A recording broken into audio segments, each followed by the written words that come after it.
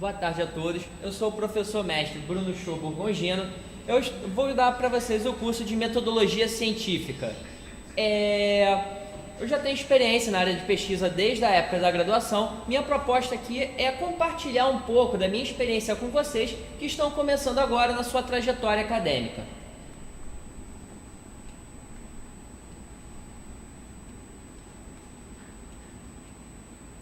Eu gostaria de começar essa aula, na verdade, antes de entrar no conteúdo propriamente dito, com uma pequena reflexão. Eu trouxe essa frase aqui, que é uma frase muito vinculada em manuais de projeto científico, de pesquisa, de metodologia científica.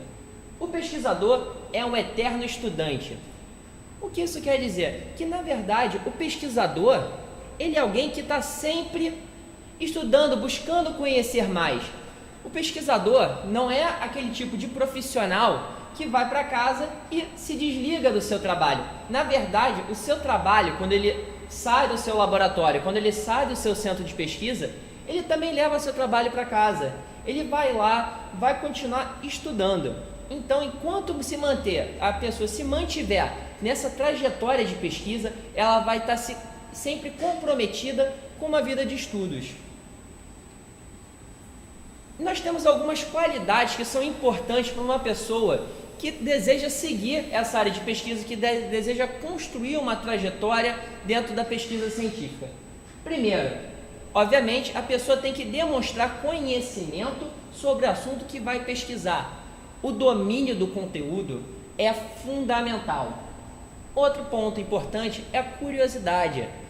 A pessoa tem que estar sempre se sentindo estimulada a continuar procurando informações, a continuar pesquisando, aprofundar seus conhecimentos e formular sempre novas questões. A curiosidade é o que vai propulsionar a pesquisa, é um elemento fundamental. A criatividade. Ora, você procurar respostas para as perguntas que você está formulando, ou mesmo formular perguntas novas, exige um esforço de criatividade, de você buscar sempre a novidade.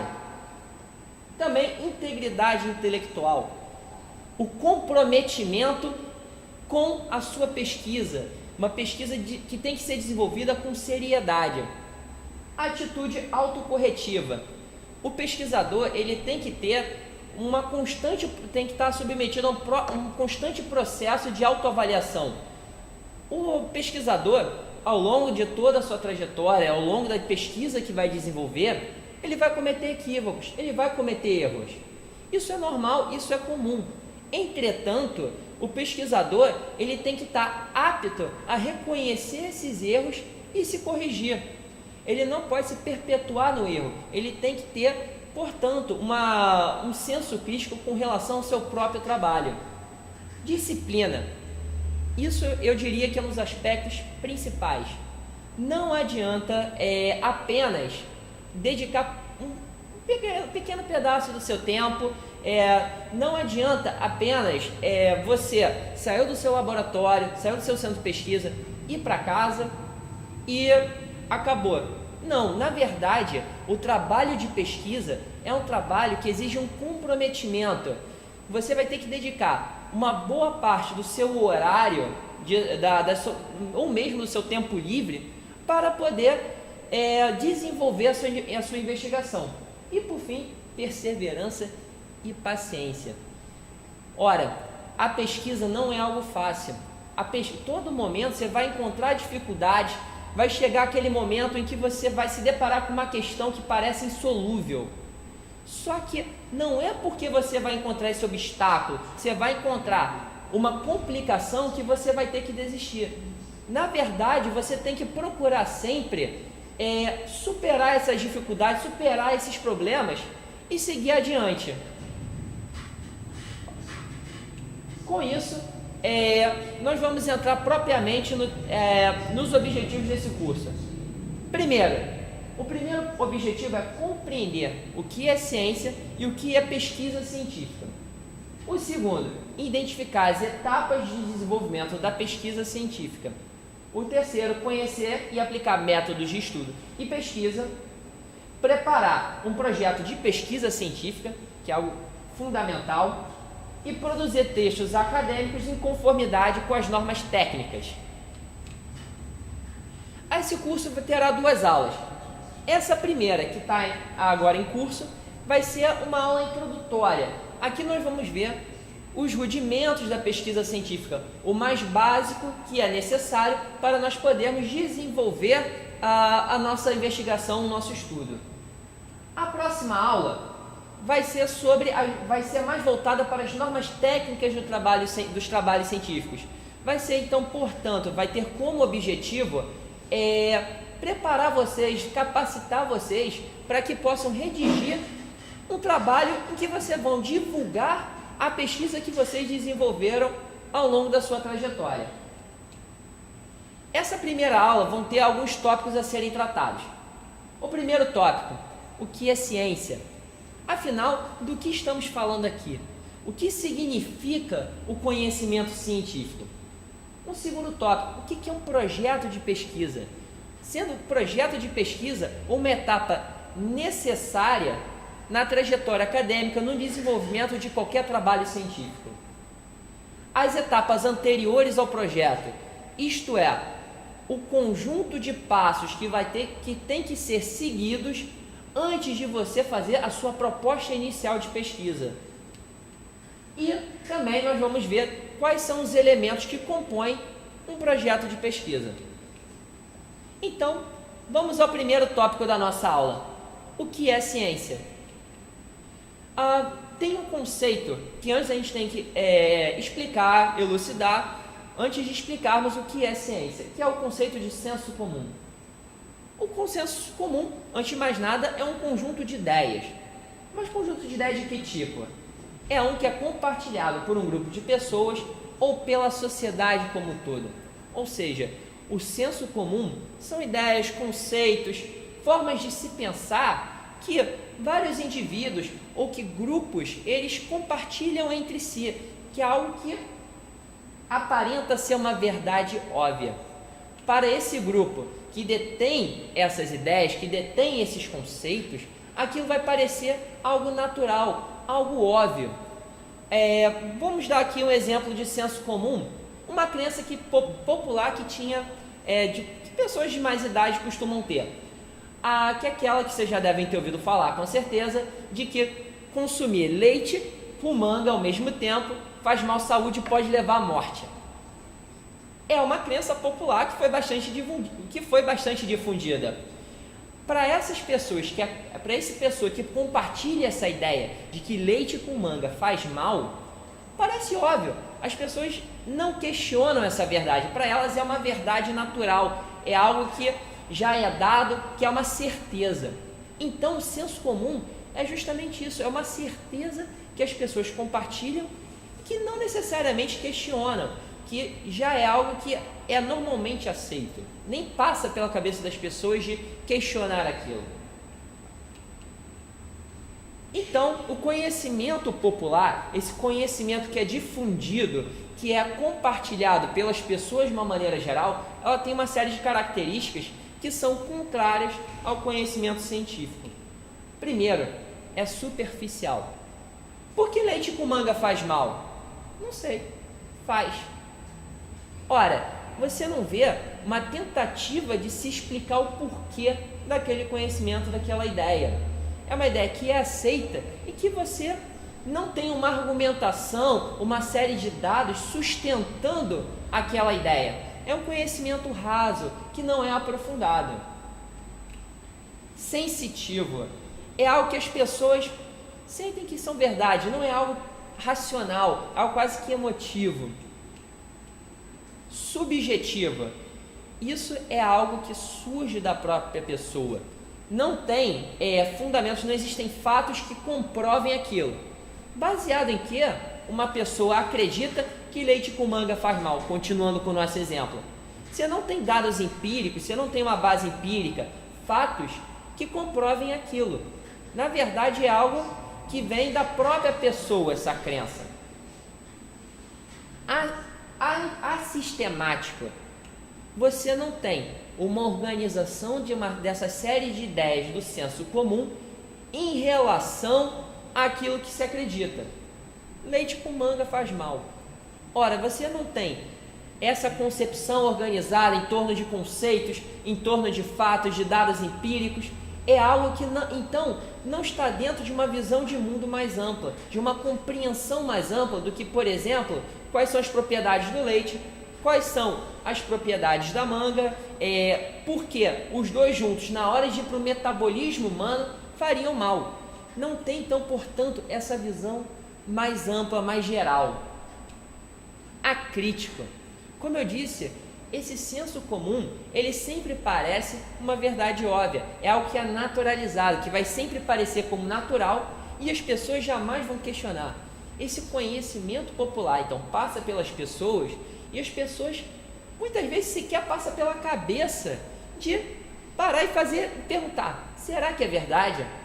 Que nem as pessoas antigamente, voltando mais uma vez, insistindo ainda nesse exemplo, as pessoas acreditavam que leite com manga fazia mal e nunca paravam para pensar se aquilo podia ser uma verdade ou não. Era algo óbvio, era algo já dado e que, portanto, não tinha uma crítica em relação àquilo que estava sendo transmitido, àquilo que se acreditava.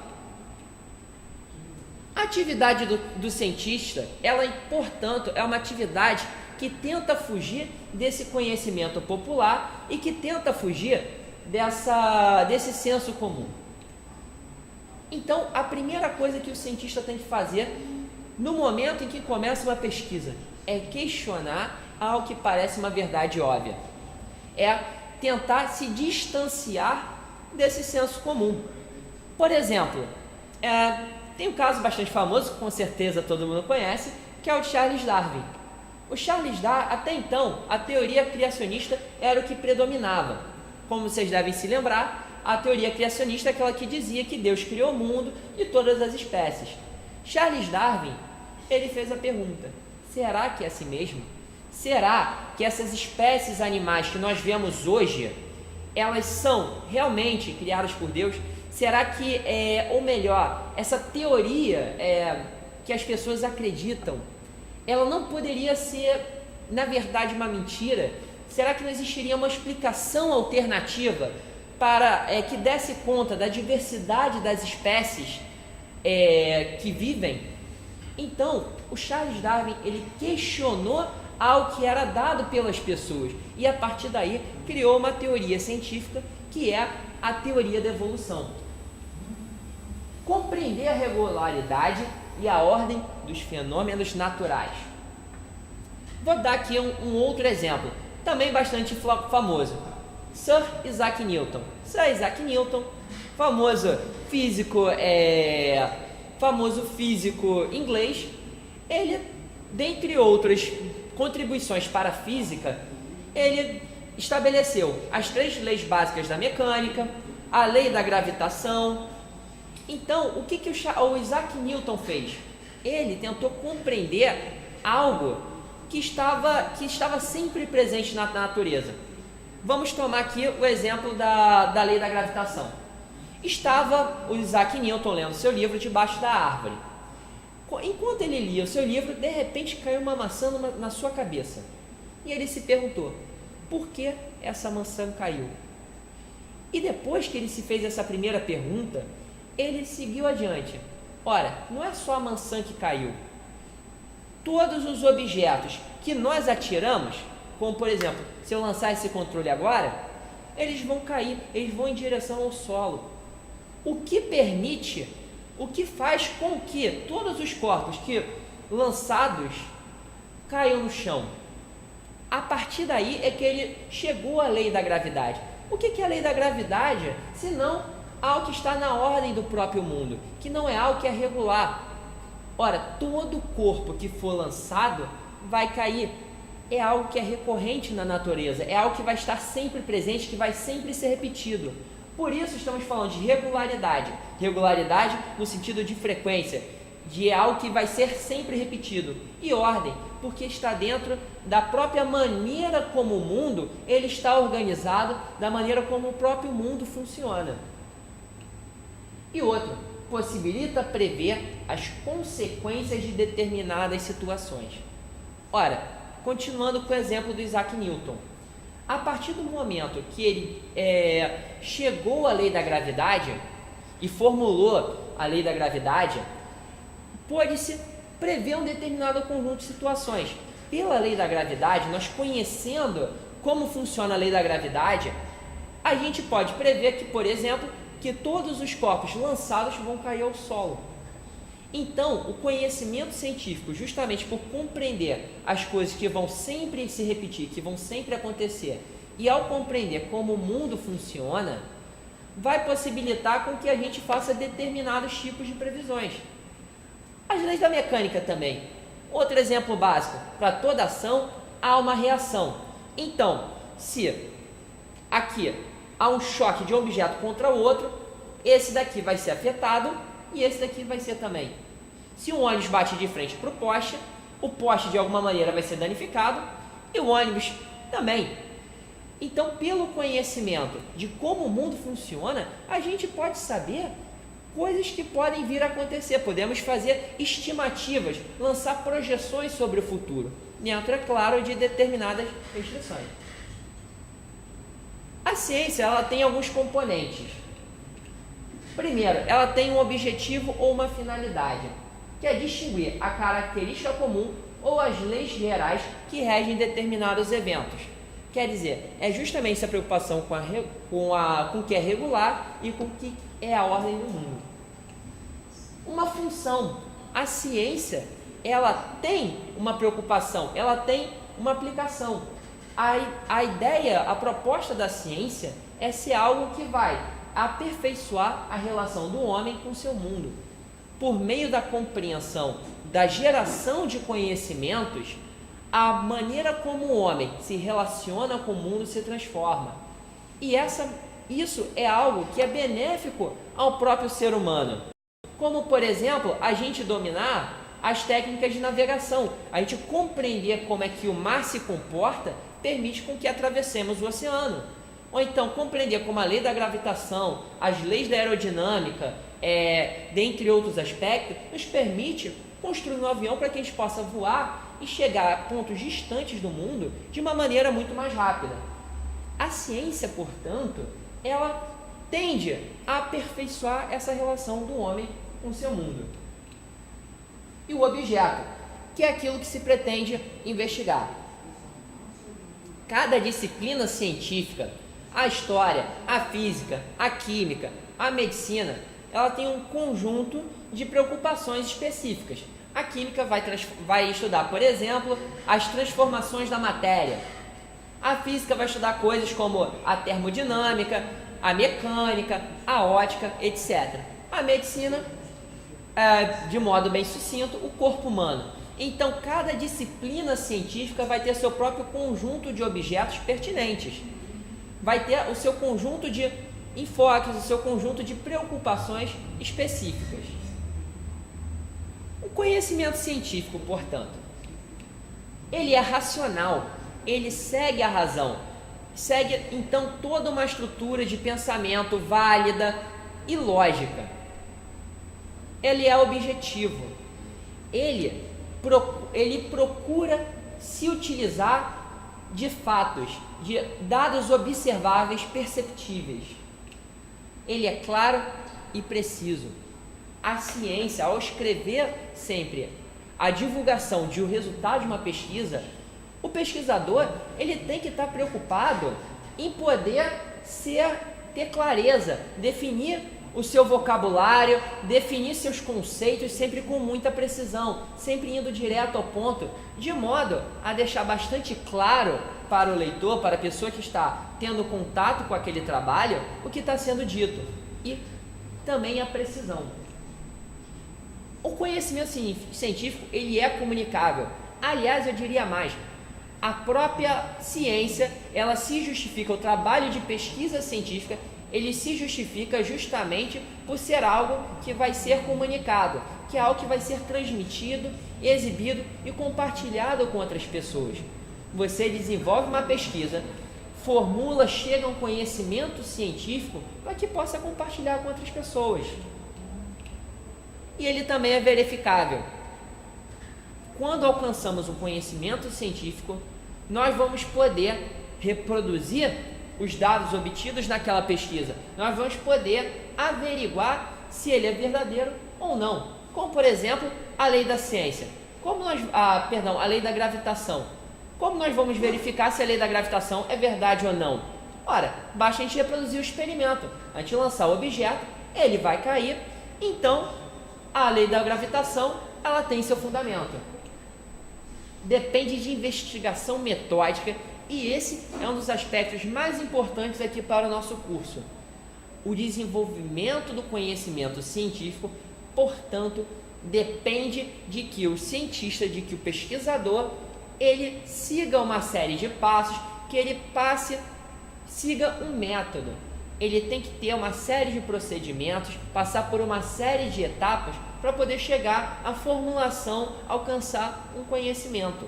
É algo, portanto, que tenta ser sistemático. E, por fim, ele é acumulativo. A ciência, ela toda hora acumula saber.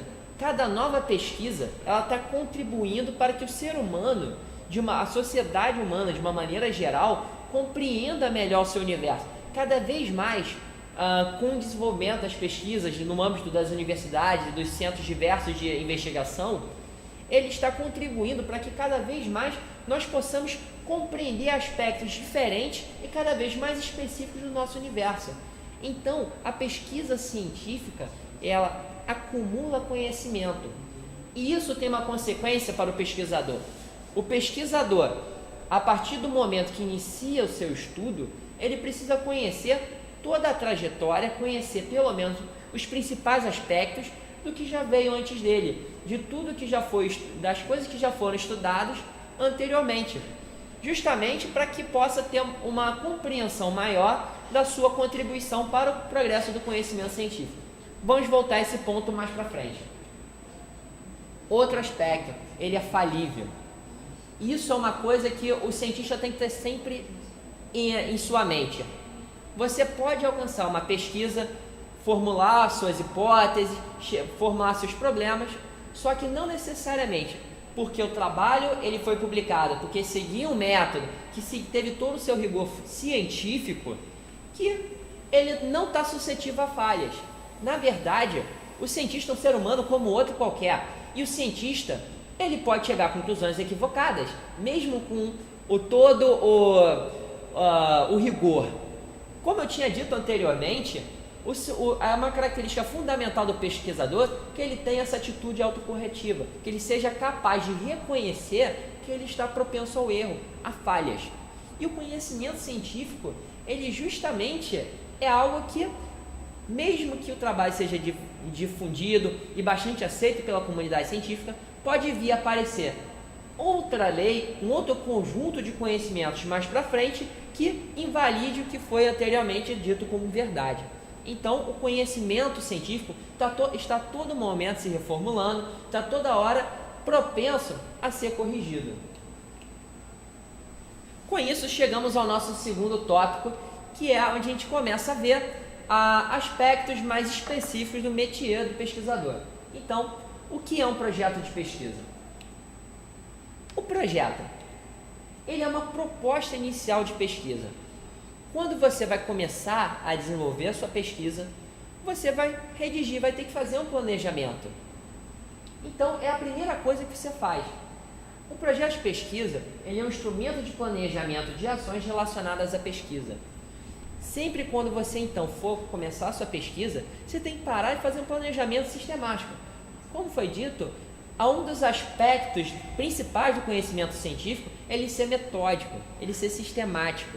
Então, você não pode começar uma pesquisa e desenvolvê-la a esmo, sem direcionamento, sem antes pensar como é que vai ser desenvolvida. Senão, sua pesquisa dificilmente vai chegar a algum lugar. Na verdade, a pesquisa ela tem que ser muito bem planejada, suas etapas têm que ser muito bem pensadas, seus objetivos e também as hipóteses. Todo o caminho ele tem que ser pensado de antemão, justamente porque, do contrário, o cientista vai ficar perdido em meio a todo o conjunto de experiências que ele vai desenvolver. Ajuda também a prever os custos da pesquisa. Ora, uma pesquisa científica dificilmente é feita de graça. Você depende de vários tipos de custo. Custo de material. Se você vai utilizar, por exemplo, um tubo de ensaio, você precisa pagar pelos tubos de ensaio. Se você vai precisar comprar livros para poder conhecer melhor, para poder desenvolver seu conhecimento, vai ter que pagar por aquele livro. Ou então determinados tipos de testes que precisam ser encomendados.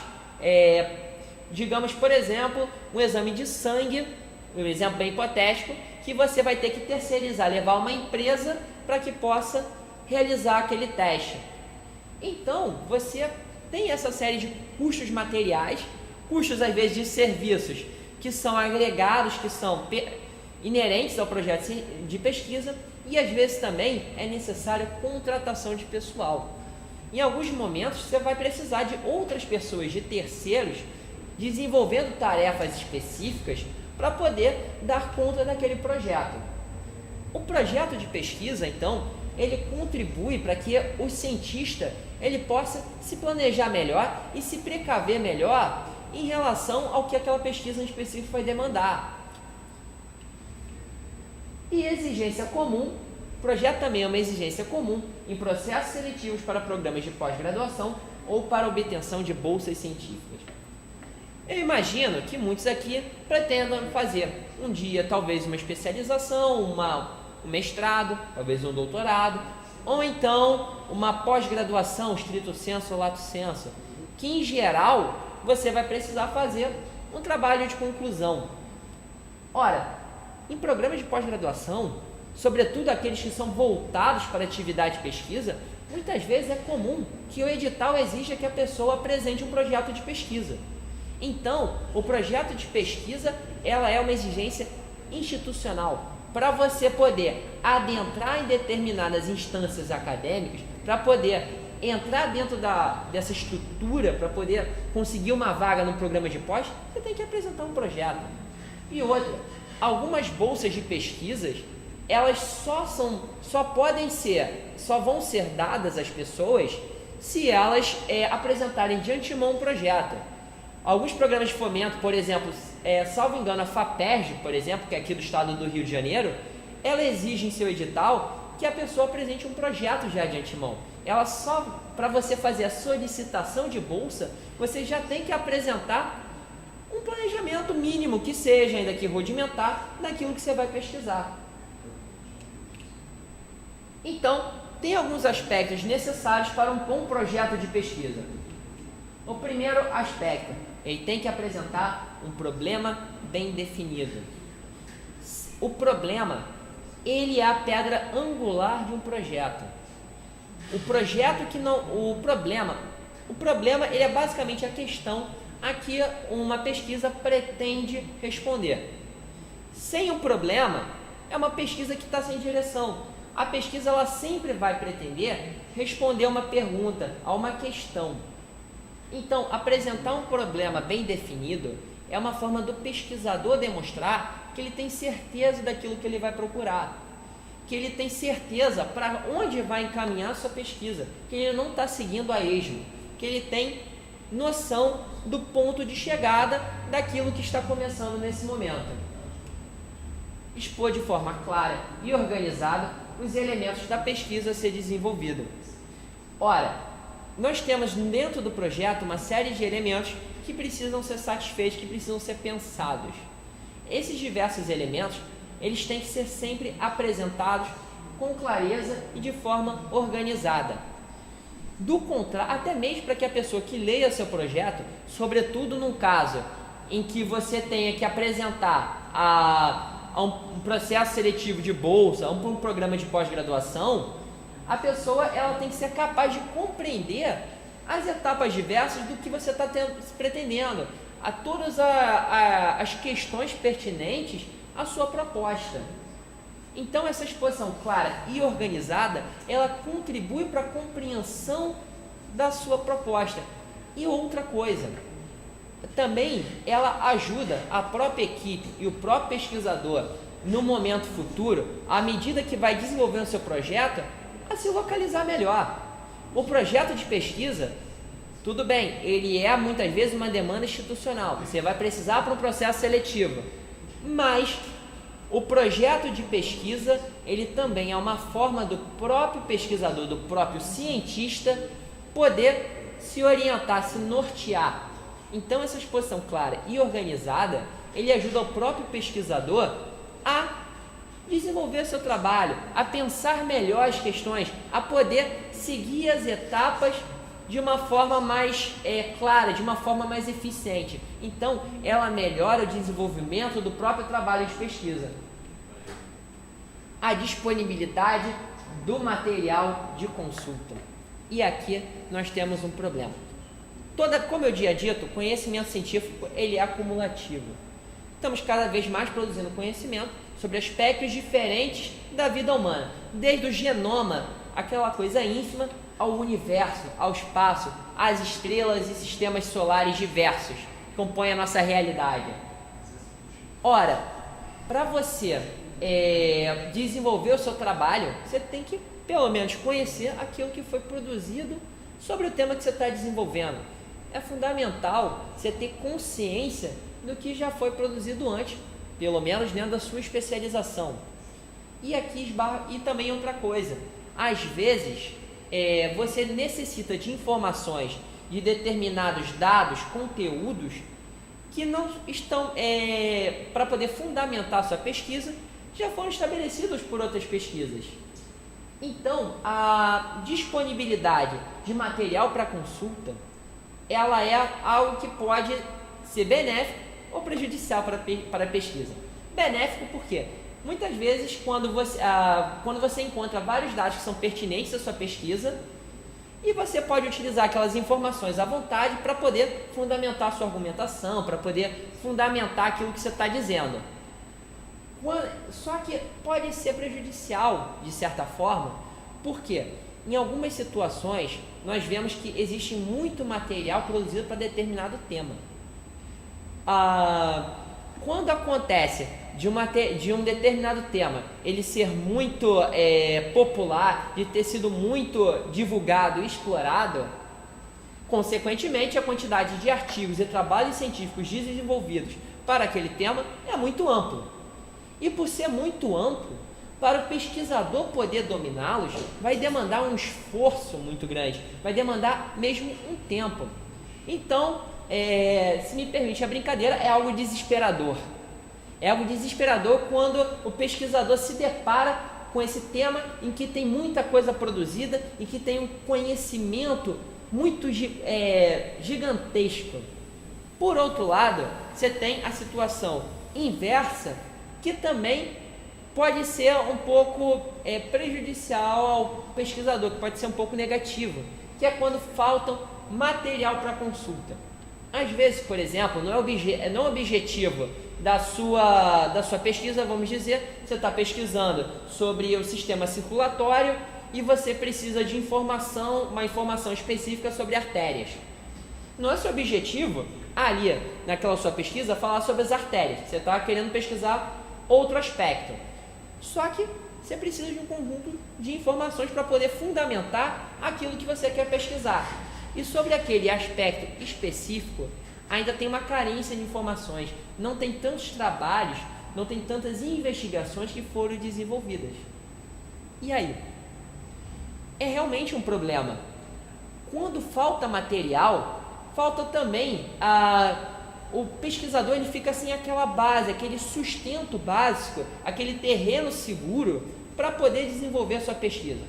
Ora, aqui cabe um parêntese, não é porque tem muito material publicado e nem é porque falta material publicado para sustentar, para poder fundamentar, embasar toda a sua argumentação, o seu desenvolvimento de pesquisa, que a sua pesquisa vai ficar impossibilitada de ser realizada. Sim, é possível desenvolver uma boa investigação baseado num campo que não tenha sido explorado. É possível sim você desenvolver um bom trabalho dentro de um campo que tenha muito material produzido. É sempre possível, só que é algo que vai ser um obstáculo, que é algo que é um problema que o cientista vai ter que lidar, infelizmente. ser possível de ser concluído dentro do prazo disponível.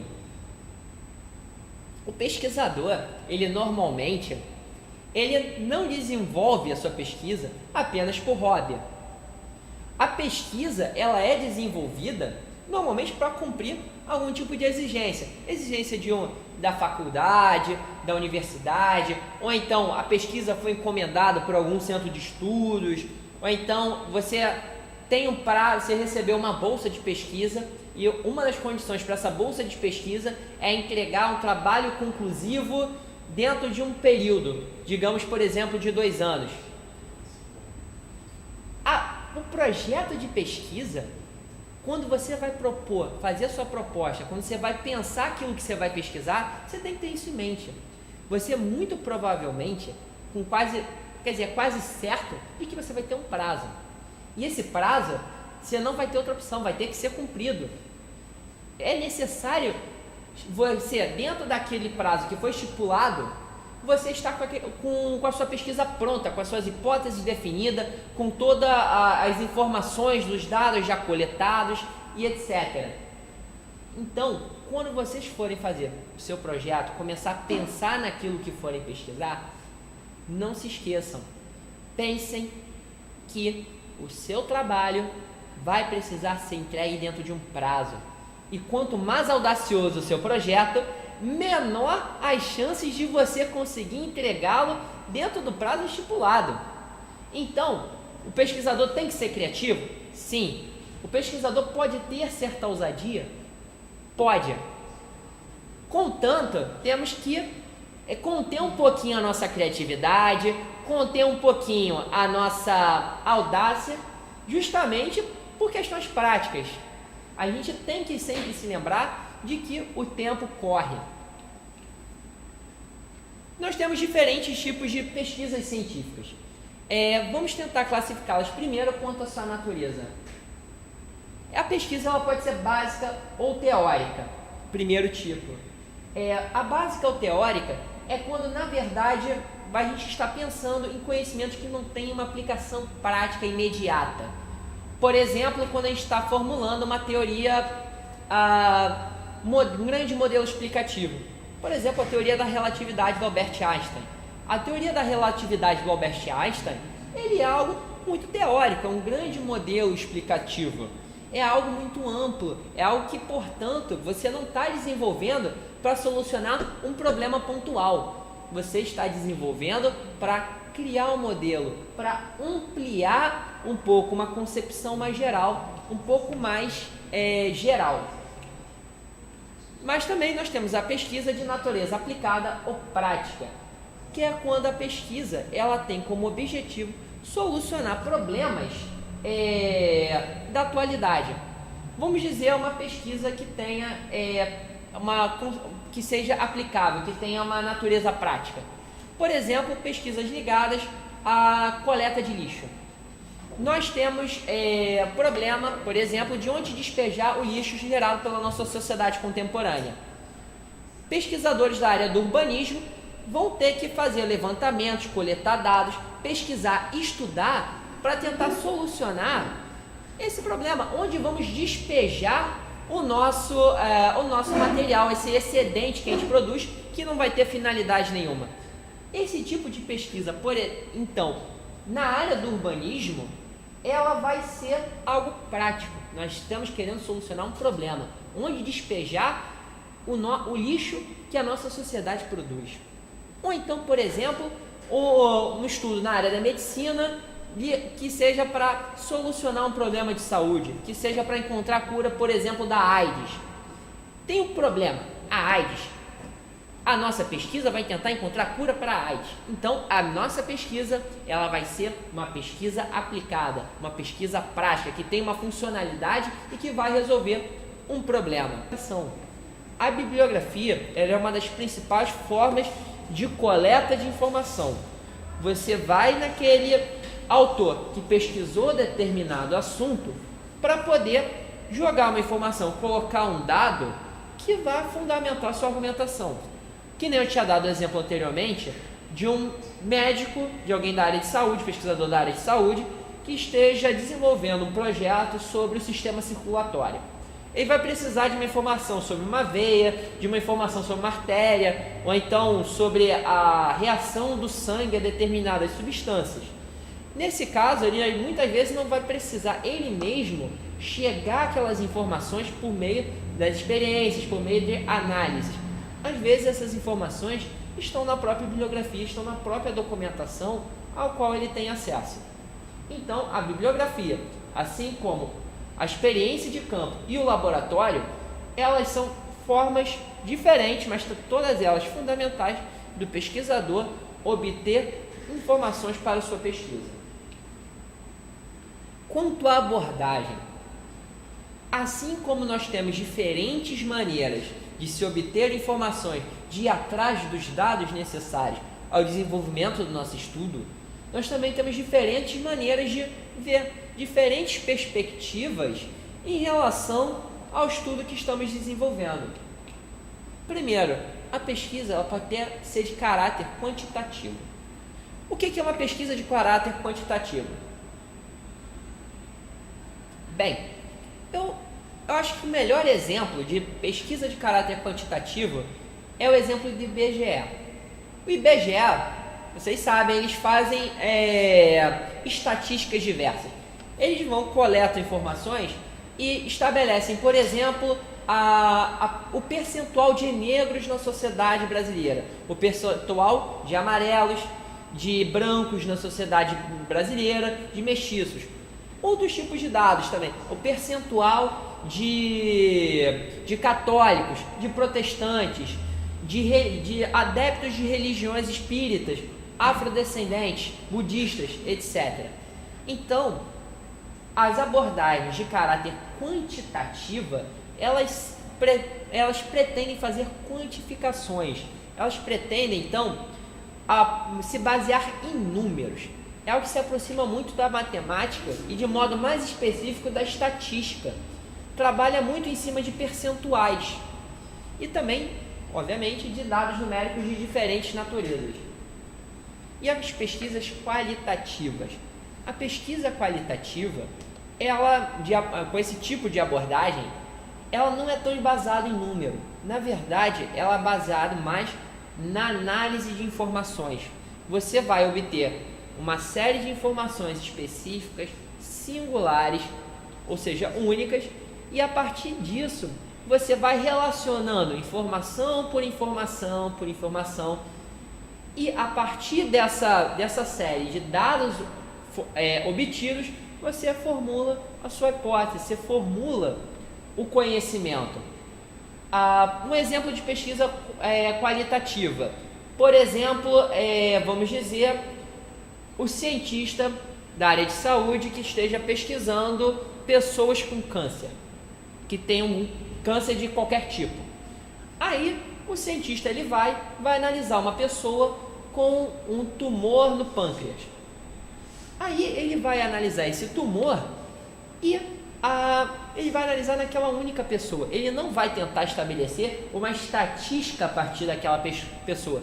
Na verdade, ela vai tentar compreender, por exemplo, de como o organismo está reagindo em relação àquele tumor, como é que o tumor está prejudicando o funcionamento do metabolismo, entre outras questões. Então, a análise qualitativa, ela não é numérica. Aqui cabe uma ressalva. A análise quantitativa e a análise qualitativa não necessariamente elas se opõem. Um projeto, ele pode sim, uma pesquisa, ela pode sim utilizar dados quantitativos, mesmo ela sendo predominantemente qualitativa. E uma pesquisa quantitativa também pode se utilizar de informações obtidas de uma abordagem qualitativa. Contudo, por uma questão até mesmo de coerência da pesquisa, do projeto, da investigação, habitualmente se costuma priorizar ou uma ou outra abordagem. Quanto aos objetivos, a pesquisa ela tem sempre diferentes tipos de objetivos. Vai ter sempre um objetivo, como eu havia dito. A pesquisa, ela é feita para se chegar a algum lugar. Você parte de uma proposta inicial, que é o projeto, para alcançar um determinado tipo de explicação. Então, existem vários tipos de objetivos possíveis que o pesquisador ele pode se propor a alcançar. Primeiro de tudo, as pesquisas de caráter explanatório. Também temos objetivos que são descritivos. E também temos objetivos que são de caráter explicativo. Ora, nós vamos ver cada uma agora com bastante calma. A pesquisa de caráter explanatório é quando a pesquisa tem por objetivo proporcionar maior familiaridade com o problema e visando torná-lo mais explícito. O que isso quer dizer? Digamos, por exemplo, que nós queremos fazer uma pesquisa sobre a teoria da evolução, baseada nas ideias do Charles Darwin. Nós vamos fazer aqui uma pesquisa de caráter explanatório. No caso, então, eu não quero criar de fato algo novo, não quero chegar a um novo modelo explicativo da evolução das espécies. Eu não quero formular uma nova hipótese que vá revolucionar a ciência, o nosso conhecimento do campo. Não, o que eu vou querer aqui, na verdade, nesse tipo de pesquisa, é reforçar as questões que já foram formuladas em torno a teoria da evolução, como por exemplo a questão do chamado elo perdido, que dizem que que os cientistas conseguiram estabelecer os antepassados dos seres humanos, os australopitecos, Homo habilis, etc. Mas em algum momento da cadeia evolutiva ficou faltando espécime. No caso de uma pesquisa explanatória, a gente vai querer demonstrar, justamente ressaltar essa falta, essa obscuridade de conhecimento. Então, nós vamos reforçar um problema já estabelecido. Uma pesquisa descritiva. Uma pesquisa desse gênero, ela busca descrever as características de uma determinada população ou fenômeno. No caso, aqui, eu criei aqui um exemplo, para tornar mais bem explicado. Exemplos de aspectos a serem considerados: distribuição por idade, sexo, procedência, nível de escolaridade, estado de saúde física e mental. Então, uma pesquisa de caráter descritivo, ela vai buscar levantar informações sobre um determinado grupo de estudo. Como, por exemplo, vamos fazer uma pesquisa sobre pessoas com deficiência visual. Vamos procurar pessoas com deficiência, vamos tentar estabelecer se há maior incidência de deficiência visual em pessoas mais idosas, em pessoas mais novas. Se homens eles têm maior índice de deficiência visual do que mulheres, se negros têm maior incidência de deficiência visual do que brancos, e etc. Então, é caráter sobretudo explicativo, é caráter de você procurar determinar as características daquele grupo. A pesquisa explicativa, por sua vez, ela tem como preocupação central identificar os fatores que determinam ou contribuem para a ocorrência dos fenômenos, tendo, portanto, a perspectiva de explicar o porquê das coisas. É, portanto, o tipo de pesquisa que procura um maior aprofundamento. É aquele que vai tentar explicar por que os fenômenos acontecem, qual a razão das coisas acontecerem. É, por exemplo, aquela pesquisa que já falamos, que é bastante conhecida, do Isaac Newton, da lei da gravitação, que todo corpo ele cai se lançado ao ar. Todo corpo vai cair uma hora. Por que isso acontece? A gente vai procurar justamente esse porquê, tentar explicar um fenômeno ao que acontece, é uma pesquisa de caráter explicativo. Agora vamos ao nosso terceiro tópico, que é um dos tópicos que é um tema que costuma gerar um pouco de dúvidas, um pouco de complicações a quem está começando a pesquisa científica, que são as etapas anteriores ao projeto. Ora, o projeto, antes de ser escrito, tudo bem, o projeto ele é a proposta inicial, Mas para que você possa fazer a proposta, antes de chegar a essa redação dessa proposta, o pesquisador ele tem que buscar solucionar uma série de questões. Primeiramente, a escolha do tema. E aí é algo que tira o sono da maior parte dos pesquisadores em início de carreira. Outra coisa, a revisão da literatura, que é uma das etapas mais exaustivas, que é a etapa que você vai procurar a erudição, conhecer o que já foi produzido. E a identificação de questões de pesquisa, que é o momento onde a criatividade é a mais requisitada. A gente vai ver cada uma dessas etapas com mais calma. Primeiro, a escolha do tema. Não existe uma fórmula pronta para a gente poder chegar a um tema de pesquisa. Cada pessoa, ela vai escolher um tema, vai chegar a um tema para pesquisar, seguindo uma série de particularidades. Não existe uma regra geral, não existe uma receita de bolo. Na verdade, cada pesquisador, ele tem que, ele mesmo, seguir toda a sua trajetória particular e singular e única para poder chegar ao seu tema. Você tem os fatores particulares. Primeiro, o interesse e curiosidade pessoal sobre o tema, de maneira que a pesquisa possa ser uma experiência prazerosa. Olha, eu acho que todo cientista escolhe fazer da pesquisa, da atividade científica, a sua carreira, a sua formação, justamente porque é uma pessoa curiosa, ela quer saber mais, quer procurar conhecimento sobre um determinado assunto.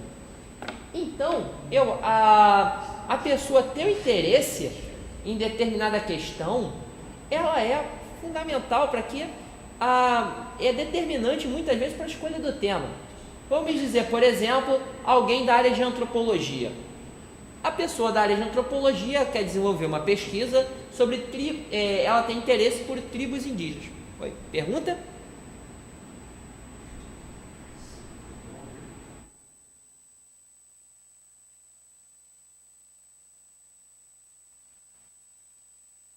Um relato de caso seria descritivo ou explanatório? Depende da natureza do relato do caso. Se se o seu relato de caso ele tem como objetivo detalhar o que aconteceu naquele caso, você quer determinar como posso dizer, as características daquele caso, ele é descritivo. Mas se seu objetivo é explicar o porquê daquele caso ter se desenvolvido daquela maneira, ela vai ser explanatória. No caso desse tipo de divisão que foi feita, o objetivo não é o tipo de pesquisa, não é o tipo de trabalho que vai determinar o tipo de abordagem, se vai ser explanatório, descritivo, etc. Na verdade, vai ser a maneira como você está lidando com as informações obtidas.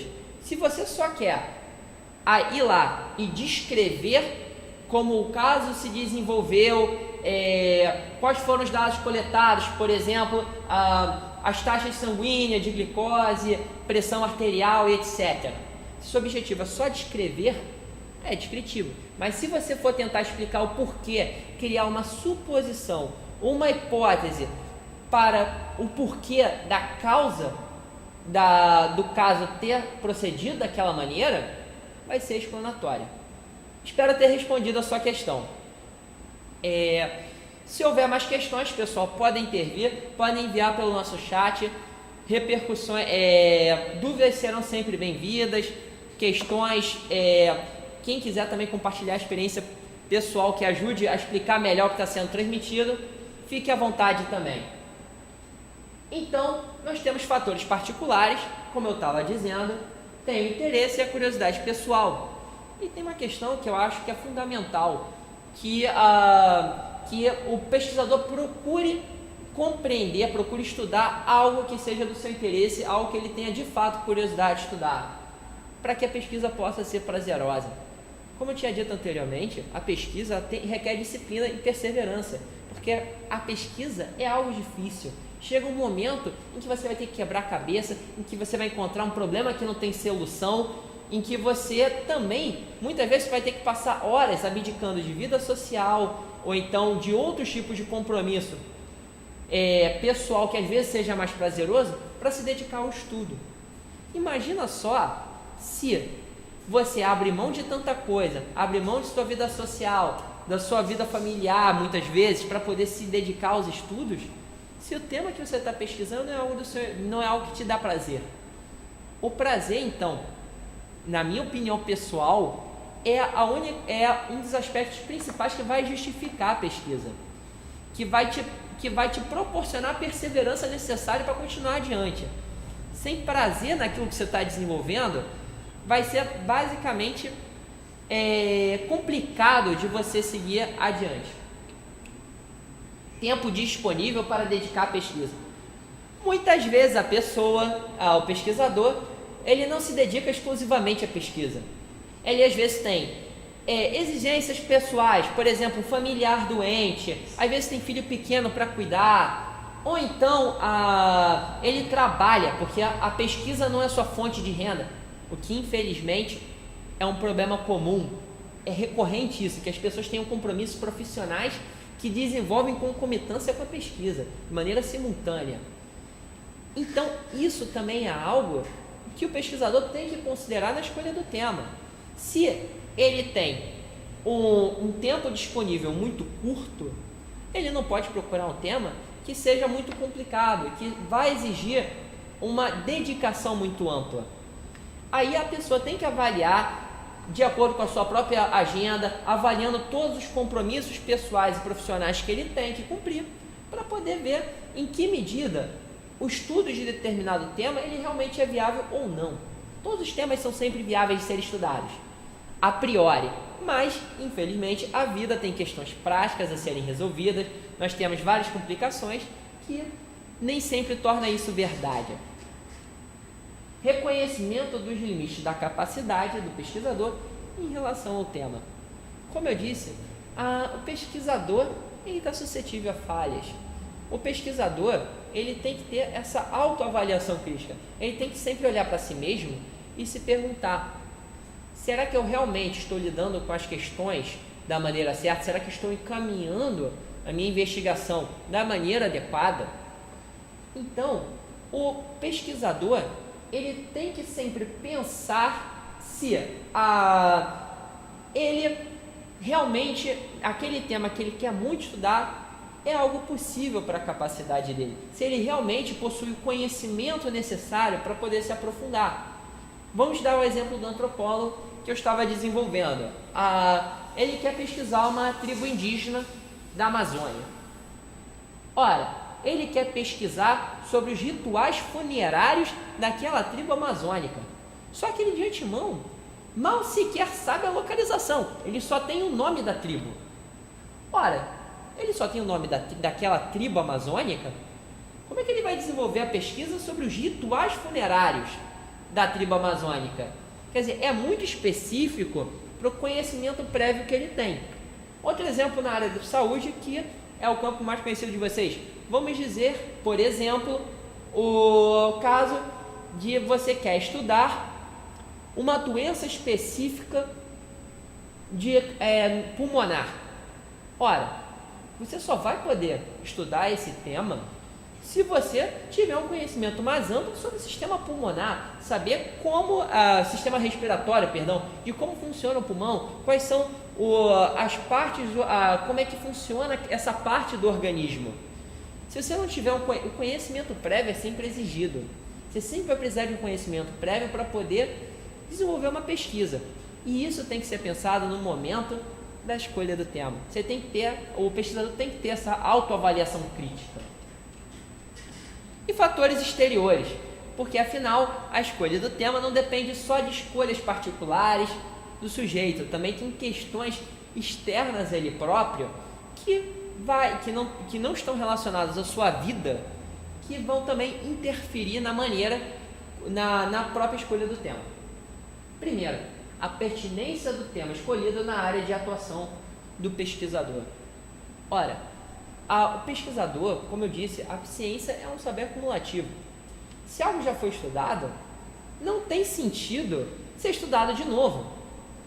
Não tem sentido, por exemplo, um novo trabalho que queira chegar às leis da mecânica novamente do Isaac Newton. Então, a pesquisa, ela tem que ter uma pertinência, ela tem que ter uma certa importância. Se não para a ciência de uma maneira geral, mas pelo menos para aquele campo mais restrito de estudos. A pesquisa, ela tem que ter sempre um respaldo, ela tem que sempre ter uma projeção para a sociedade. O prazo determinado pela instituição para a conclusão da pesquisa é aquela questão que já foi retomada várias vezes. Não adianta nada você ter um tema audacioso demais se o tempo é muito curto para desenvolver a pesquisa. E lembrando, a pesquisa, muitas vezes, ela é para cumprir uma determinação de uma instituição, uma faculdade, de um centro de pesquisa, de um laboratório, etc. Então, você vai ter que cumprir o prazo. Então, se você vai ter que cumprir um prazo na hora de escolher o tema, você não vai poder... Pode até ter certa audácia, contanto que você tenha um certo senso de realidade, um senso prático. Ora, eu não vou desenvolver um tema super complexo, super sofisticado, se eu não tenho tempo disponível para desenvolvê-lo. Disponibilidade de material de consulta, que é também um problema que a gente já abordou nessa aula e que também interfere na escolha do tema. Se você tem muito material produzido sobre determinada questão, ou se você tem pouco material, é algo que pode criar obstáculos para o pesquisador. Se tem muito, porque ele vai ter que ler muito, vai ter que estudar muito, vai ter que conhecer e se informar sobre bastante coisa. Se já tem pouco material, ele vai ter poucas informações disponíveis já estabelecidas por outras pesquisas para poder embasar sua argumentação. Então, na escolha do tema, isso é algo a ser pensado, sobretudo por conta da questão do prazo. Se você tem um prazo muito curto e você quer um tema que tem bastante material produzido e que você precisa dar conta desse material para poder desenvolver sua pesquisa nesse prazo corrido, talvez o tema não seja a melhor escolha, pelo menos para aquele determinado momento. Por fim, disponibilidade de recursos financeiros. A gente ainda vai ver isso com mais calma, mas muitas vezes para o desenvolvimento de uma pesquisa, a gente depende de determinados equipamentos. Como, por exemplo, a gente pode precisar de tubos de ensaio. Se a gente for fazer análises microscópicas, obviamente, aí vai precisar de um microscópio. O que é um astrônomo sem um telescópio? O que é um químico sem um conjunto de reagentes, sem um conjunto de componentes físicos? Ou então, como você vai fazer a análise num laboratório anatômico sem um conjunto de ferramentas cirúrgicas para poder abrir e explorar o cadáver? Então, a gente sempre vai precisar de recursos financeiros justamente para adquirir material, e também nós vamos precisar de recursos financeiros porque às vezes é necessário contratação de pessoal para desenvolver pesquisas. Então, quando a gente for fazer a escolha do nosso tema, se o orçamento é apertado, se nós não vamos dispor de muitos recursos financeiros para poder arcar com os custos da pesquisa, o nosso tema vai ter que ser apropriado para esse orçamento. Vai ter que ser um tema que não vai exigir muita compra de material, de equipamento e de contratação de pessoal. Vai ter que ser um tema menos audacioso no sentido de necessidade de compra, no sentido de contratações. Revisão da literatura. A revisão da literatura é um momento fundamental de qualquer pesquisa e que é algo que antecede a sua proposta. Pouco depois que você escolhe o tema, que o pesquisador escolhe o seu tema, ele já tem que começar a correr atrás da literatura especializada sobre aquele tema que ele escolheu para desenvolver. Essa etapa tem muita importância por diversas questões. Primeiro, o cientista ele precisa conhecer as discussões em voga a respeito daquele tema.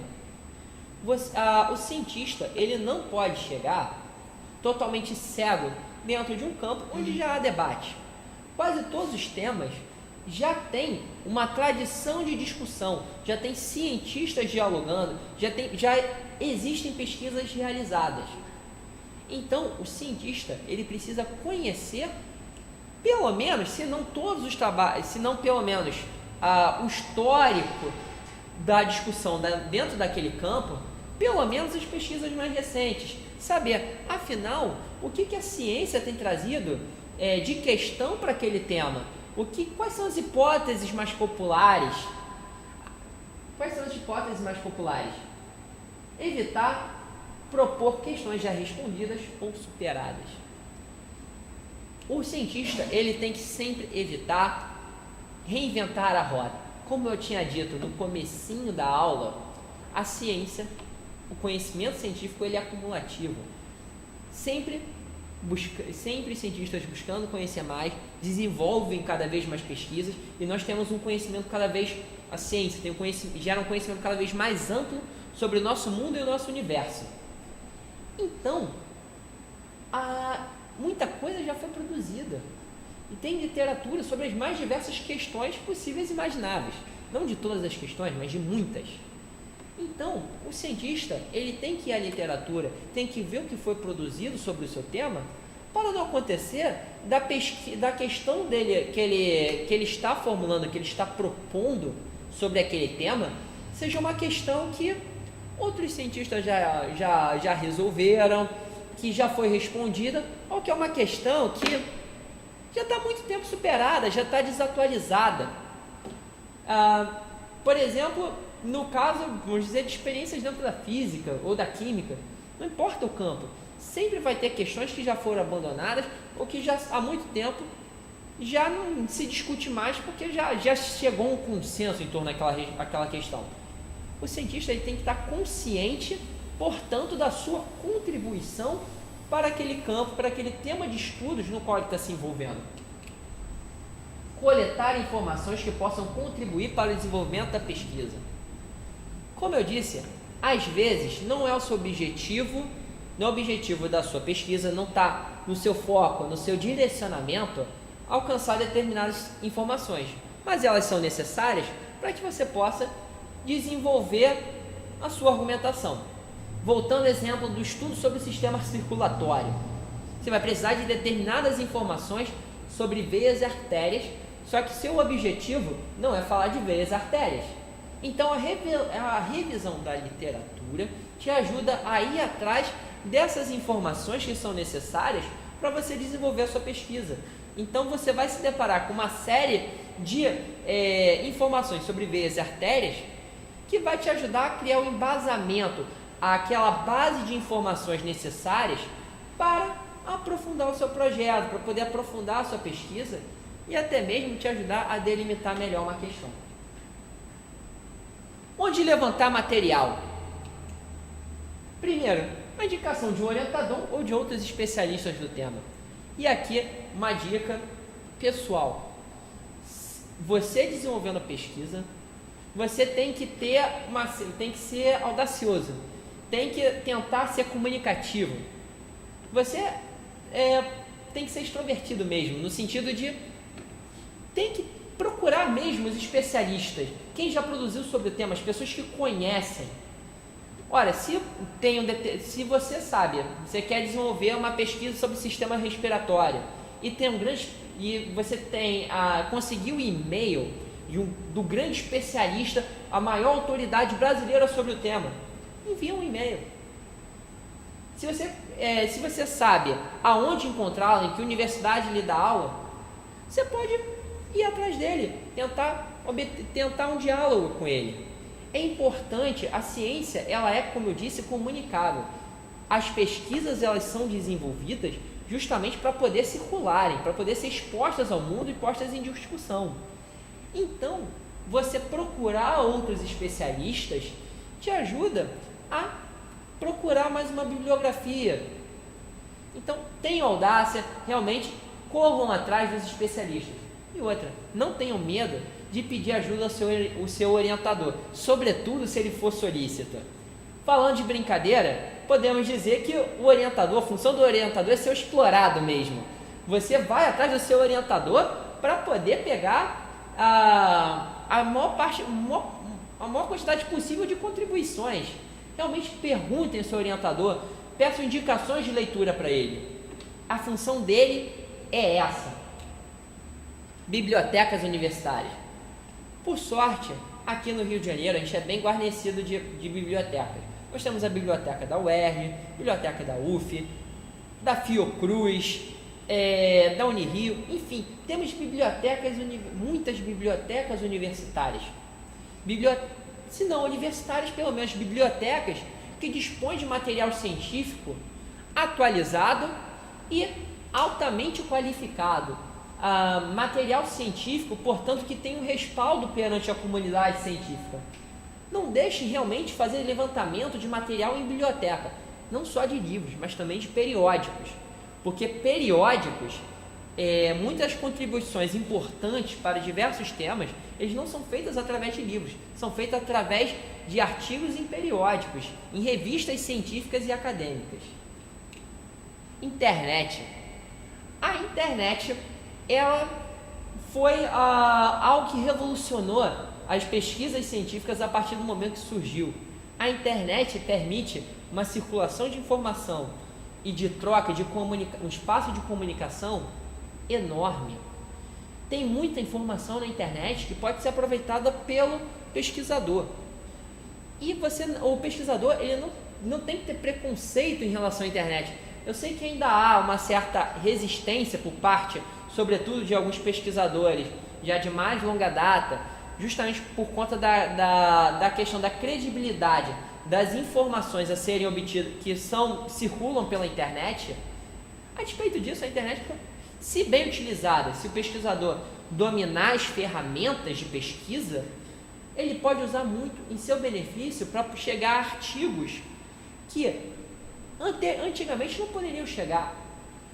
Hoje em dia, por meio da internet, você pode, por exemplo, ter acesso a um periódico ou a um livro que não foi publicado no Brasil, que não tem qualquer exemplar no Brasil. E disponível gratuitamente, muitas vezes por sites universitários. Aqui eu vou dar algumas dicas. Na verdade, seria necessário um curso bem extenso para poder explicar como utilizar a internet para pesquisa, como utilizar cada uma dessas ferramentas de internet para poder procurar material de consulta, para poder fazer seu levantamento bibliográfico, para poder fazer sua revisão da literatura sobre o tema. Eu vou apresentar alguns sites, algumas principais ferramentas disponíveis para que você possa fazer esse levantamento. Primeiro, a ferramenta mais óbvia, o Google, mas não é o Google aquela página inicial do Google. Dentro do Google você tem diversos portais mais específicos que servem para determinadas funções. Mais conhecidos, claro, Google Imagens, Google Notícias. Só que o Google, ele possui um espaço específico para divulgação de conhecimento acadêmico, que é justamente o Google Acadêmico. O Google Acadêmico, ele até mesmo tem uma ferramenta muito interessante, que quando você faz a pesquisa, ele lança lá os resultados da busca. O Google Acadêmico, ele indica quantas vezes aquele artigo ou aquele livro foi citado. Então, se você observa que teve um livro que foi citado 90 vezes, ele é um livro que tem uma certa circulação, que ele tem uma certa projeção, é um livro com uma certa importância. Tem casos de livros que você observa que o Google Acadêmico dá mais de 1000, que ele foi referenciado mais de 1000 vezes, que já foi utilizado que é citado mais de 1000 vezes. Nossa, se ele é citado mais de 1000 vezes, é que aquele é um livro que você obrigatoriamente vai ter que ir atrás. Então, o uso do Google Acadêmico, ele é justamente importante, porque além de dar acesso à bibliografia, ele te permite vislumbrar, te permite averiguar o respaldo dessas publicações dentro da comunidade científica. Portal de periódicos da CAPES. É uma loucura acessar o portal de periódicos da CAPES. Ele não é exatamente muito organizado e nem exatamente muito óbvio, mas ele é uma ferramenta fundamental. A CAPES, que é o Conselho de Aperfeiçoamento de Pesquisa e Ensino Superior, que é um órgão de fomento à pesquisa do Brasil, ele disponibiliza a partir dele se consegue acesso a várias bases de dados, e bases de dados internacionais, Project Muse, JSTOR, etc. Então, a partir do portal de periódicos da CAPES, você consegue ter acesso a muitos artigos científicos. A plataforma Lattes. Praticamente todo pesquisador hoje em dia ele tem um currículo Lattes. A plataforma Lattes é uma base de dados criados pelo CNPq, também é outra instituição ligada à pesquisa acadêmica, à pesquisa científica, onde os pesquisadores e cientistas colocam o seu currículo e, dentre outras informações, eles fazem a relação de tudo que publicaram. Então, se você soube de um pesquisador, de um especialista no seu tema de pesquisa, que seja brasileiro, procura no Lattes o perfil dele, procura a página dele na plataforma Lattes, justamente para que você possa saber aquilo que ele produziu, entrar em contato com a produção dele. A Cielo também é uma base internacional, onde encontra-se muitos periódicos para acesso gratuito. Biblioteca Virtual em Saúde, que é outra plataforma a partir do qual você pode obter artigos, e a Medline e a PubMed. Identificação de questões de pesquisa, que é a última etapa anterior ao projeto. Só lembrando, antes de você formular o seu projeto, você precisa escolher o tema e precisa fazer uma revisão da literatura. Essa aqui, então, é a última parte. A identificação de pesquisa disso é algo que é um ponto de partida. Você, a partir do momento em que você estabelece uma questão para a sua pesquisa, é que a sua pesquisa de fato começou. E é algo essencial para estar ali exposto no seu projeto. Ele exige uma certa criatividade. As questões não tem uma fórmula, uma receita, como muita coisa na pesquisa acadêmica, para se chegar lá.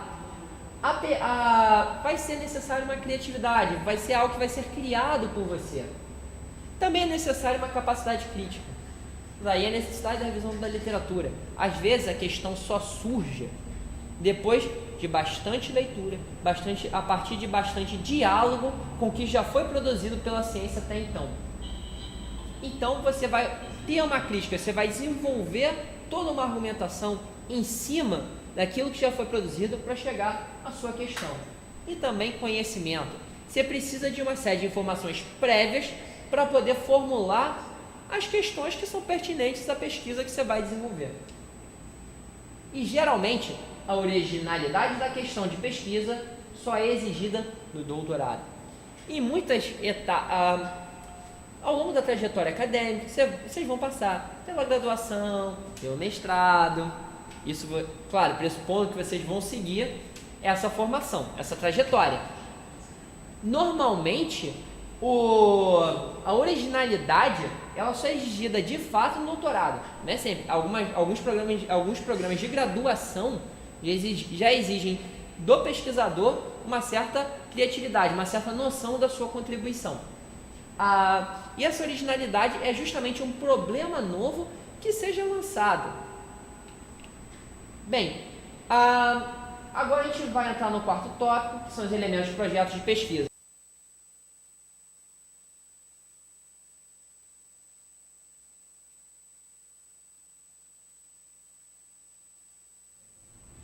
Bem, estamos de volta, pessoal. Durante o nosso intervalo chegou até mim uma pergunta que foi feita. Se sites como Cielo, Ilíaca e sites oficiais de ministérios podem ser utilizados para pesquisa acadêmica? Sim, esses sites são válidos. Como eu disse, as ferramentas de internet são sempre pertinentes para o pesquisador.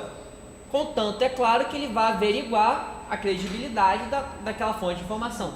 Cielo é justamente um site montado para a pesquisa acadêmica. Sites, se você precisa, por exemplo, de informações sobre população, dados estatísticos sobre a população, você vai correr atrás do site do IBGE, por exemplo. Dados estatísticos sobre propagação de doenças, essas estatísticas que o Ministério da Saúde publica. É muito válido para o pesquisador que vai utilizar essas informações oficiais. Então, a natureza do site que vai ser utilizada pelo pesquisador para poder levantar dados, levantar informações, vai depender, é claro, da natureza da pesquisa e do tipo de informação que ele vai necessitar. Então, vamos continuar. Então, nessa última parte da nossa aula, a gente vai ver alguns elementos, os principais elementos de um projeto. Então, nós temos primeiramente o problema,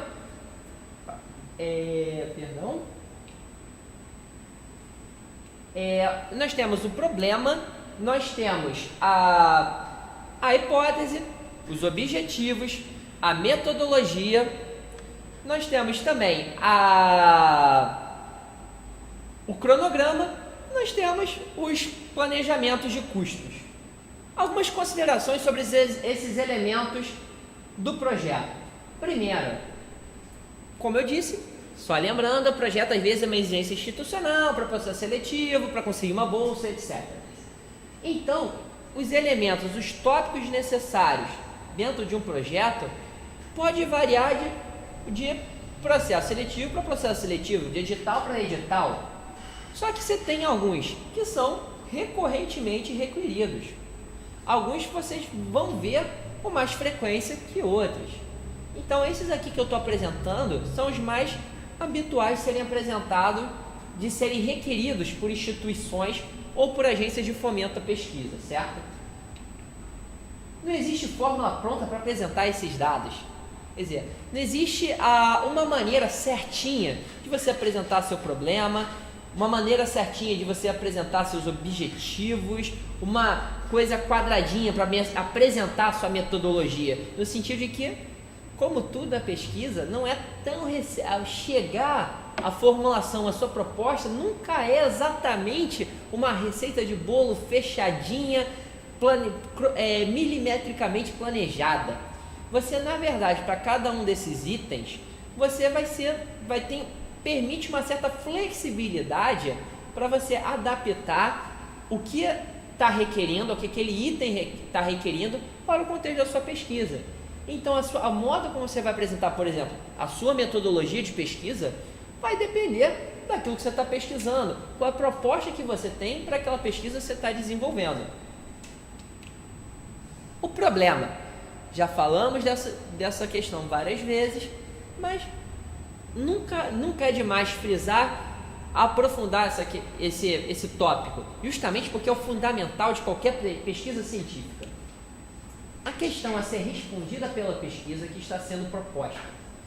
O problema, então, é algo que você pretende responder pelo seu projeto científico. Todo projeto científico, ele visa chegar a algum lugar, como eu já disse várias vezes. E o problema é aquilo que vai direcionar a pesquisa. Não deve ser amplo o suficiente para impossibilitar que a pesquisa seja entregue no prazo estipulado. Mais uma vez, aquele fantasma que persegue quase todo pesquisador, que é o relógio e o calendário. O pesquisador, ele está constantemente correndo atrás do tempo. Então, se o seu problema é algo muito amplo, que é algo que é uma pergunta cuja resposta seja por demais grande, isso pode gerar problema lá para frente quando você tiver que entregar sua pesquisa concluída. Então, tentem não criar questões que sejam por demais complexas a ponto de não permitir com que seu trabalho seja concluído dentro do prazo que a instituição ou que a agência de fomento estão te dando. Não pode ser restrito a ponto de se tornar contraproducente. Isso também é outro erro comum. Muitas vezes o pesquisador, tudo bem, ele quer fazer uma questão precisa, quer elaborar uma questão que não seja muito ampla, justamente porque normalmente os prazos para você cumprir o projeto são muito curtos. Você, como eu disse, o grande fantasma do pesquisador é o relógio e o calendário, os dois grandes fantasmas.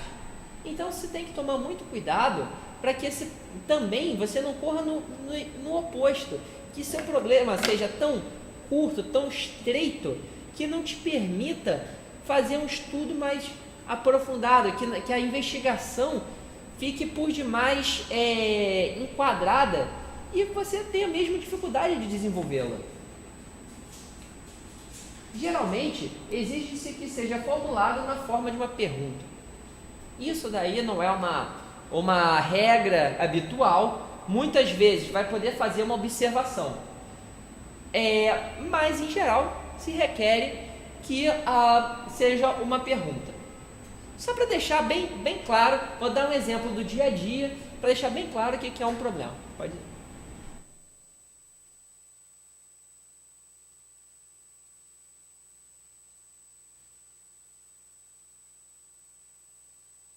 Perguntou se é utilizado em pesquisas qualitativas ou quantitativas. Na verdade, em todo tipo de pesquisa.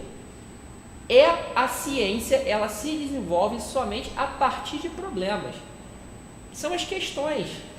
Você vai começar a desenvolver sua pesquisa a partir do momento em que você formula uma questão, o problema.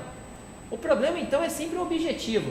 Você não vai colher dados quantitativos, você não vai começar a estabelecer números e estatísticas se você não sabe para onde está indo.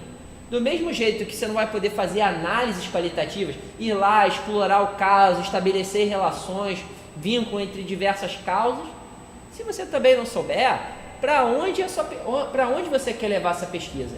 Então, todo tipo de pesquisa, não importa a sua natureza, a abordagem, o método utilizado, sempre vai ter que ter um problema. O problema é algo comum a todas as pesquisas. Vou dar aqui um exemplo do dia a dia para a gente poder ter mais clareza do que é o problema. Normalmente isso é parte de uma série de constatações iniciais. Vamos dizer, por exemplo, que o céu hoje está nublado. Eu faço um problema. Será que vai chover? Então, eu comecei, a partir do momento que eu fiz essa questão, eu vou começar a pesquisar.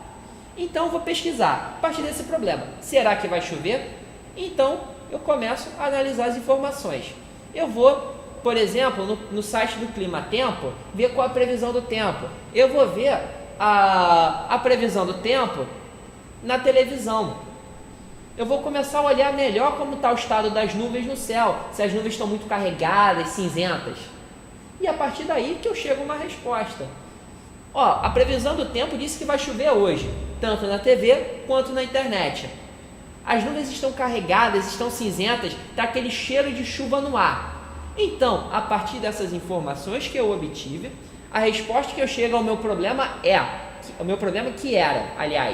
se vai chover, a resposta vai ser sim, vai chover. Isso é uma resposta, é um exemplo do dia a dia, mas que é aplicável a uma pesquisa científica. Você sempre vai partir dessa questão.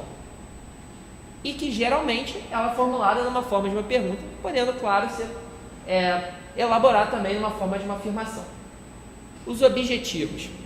O problema é algo mais geral da pesquisa. É algo que vai nortear toda a sua investigação, todo o seu estudo. Os objetivos já são um conjunto mais complexo e completo de questões menores da sua pesquisa. Ao serem redigidos, eles têm que começar sempre com um verbo. Aqui eu dei alguns exemplos: identificar, classificar, analisar e comparar. Vamos ver esse exemplinho que eu dei sobre se vai chover. O meu problema é: será que vai chover hoje? Vamos estabelecer uns objetivos mais específicos para essa investigação? Eu vou então analisar o que a meteorologia está dando. Isso é um objetivo dentro desse problema. Outro objetivo: avaliar se o estado das nuvens, se as nuvens estão carregadas, cinzentas, etc. É outro objetivo. Então, os objetivos, eles são, sempre começa com verbo. Você vai tentar identificar, vai tentar classificar, vai tentar analisar, comparar, etc. Toda pesquisa deve ter um objetivo geral e objetivos específicos. O objetivo geral é aquele diretamente relacionado à problemática, que é, por exemplo, nesse caso que a gente está analisando, é avaliar se vai chover ou não no final do dia. E os objetivos específicos, que são esses objetivos menores, que são questões que você tem que passar para poder chegar a responder aquela problemática mais ampla que você está propondo. Então, exemplos de objetivos específicos são aqueles que eu dei: analisar o clima-tempo, ver o estado das nuvens, etc. Então, prosseguindo, as hipóteses. A hipótese é a resposta dada ao problema da pesquisa. Voltando ao nosso exemplo, se vai chover hoje ou não. Eu disse, sim, analisando todas as informações, eu concluo que vai chover hoje com certeza. Essa é a minha hipótese, é algo que eu estou dando. No caso do projeto, a hipótese apresentada tem caráter heurístico. O que essa palavra estranha, não usual, exótica, heurístico significa? Primeiro, que é provisório.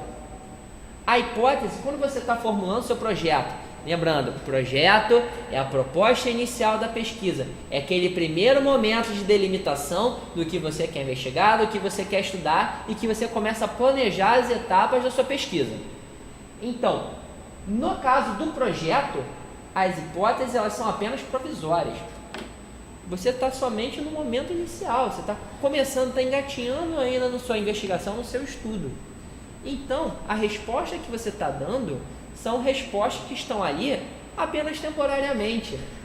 Você, ao longo do projeto, você pode, claro, mantê-las, mas o mais comum é que as hipóteses sejam abandonadas ou então elas ganham maior complexidade. Você vai tornando cada vez mais complexas.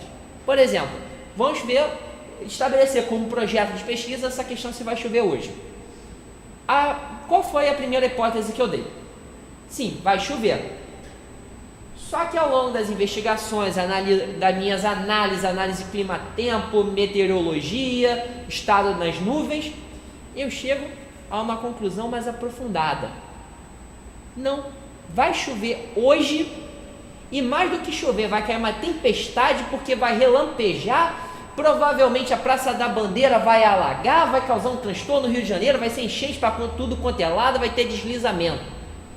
Ora, a gente não abandonou exatamente aquela hipótese inicial de que ia chover, mas nós também aprofundamos ele, ampliamos a nossa hipótese, ou seja, a nossa resposta foi mais bem elaborada, trouxe mais informação, foi mais complexa e completa.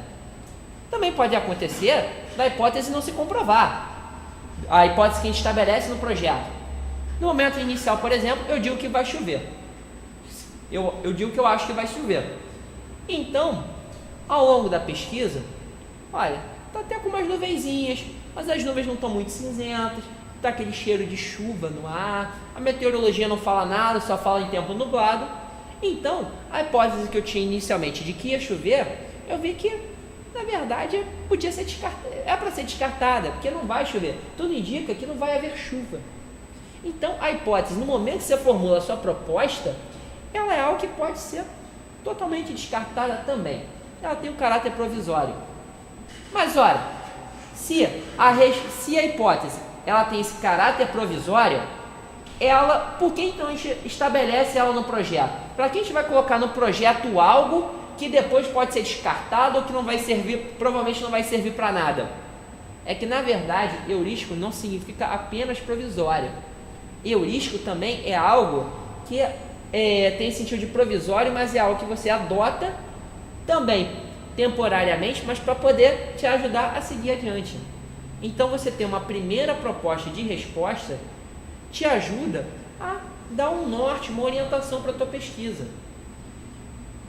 você tendo uma resposta inicial, que pode ser comprovada, complexificada ou então descartada, já ajuda bastante o pesquisador a seguir adiante, a dar os próximos passos em sua pesquisa. Características das hipóteses: consistência lógica. As hipóteses, elas têm que ser consistentes, elas têm que ter todo o encadeamento de ideias, os argumentos têm que ser bem fundamentados. Então a hipótese, ela tem que seguir toda uma série de regras para poder ela ser bem formulada, ela de fato ter validade, verificáveis. Todo projeto, sempre quando você estabelecer uma hipótese, essa hipótese, ela pode ser verificada, tem que ser verificada por outros cientistas. Por exemplo, a lei da gravidade. Isaac Newton fez a pergunta: a maçã caiu na minha cabeça. Chegou a problemática mais ampla de que por que os corpos caem. Ele chegou à hipótese da teoria da relatividade, que é uma força que puxa todos os corpos existentes no planeta Terra em direção ao solo. Essa hipótese que ele lançou dessa força da gravidade, ela pode ser verificada por qualquer um. Qualquer um pode ir lá e analisar as informações que dispõe para verificar se é verdadeira ou não. E no caso, os dados bem fundamentados são essenciais. Você ter todas as informações lá, bem detalhadas, bem argumentadas, bem apresentadas, ajuda a sua hipótese a ser uma hipótese forte, uma hipótese pertinente. Simplicidade. Aqui, não estou dizendo que a hipótese ela tenha que ser algo rústico, mas sim que a hipótese ela tem que ter simplicidade no sentido de que deve ser a síntese do seu projeto.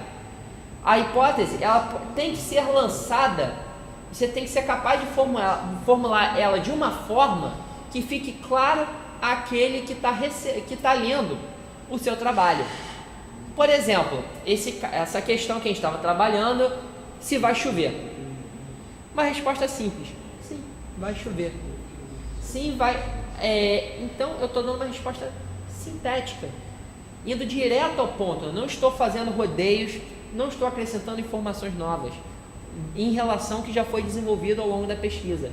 A hipótese, ela é para ser direto ao ponto, clara, objetiva. Capacidade de explicar o problema. Evidentemente, se a hipótese ela é resposta ao problema proposto pelo pesquisador, a hipótese ela tem que ser uma resposta àquele problema. Você não pode perguntar se vai chover hoje e responder que girafa tem pescoço grande.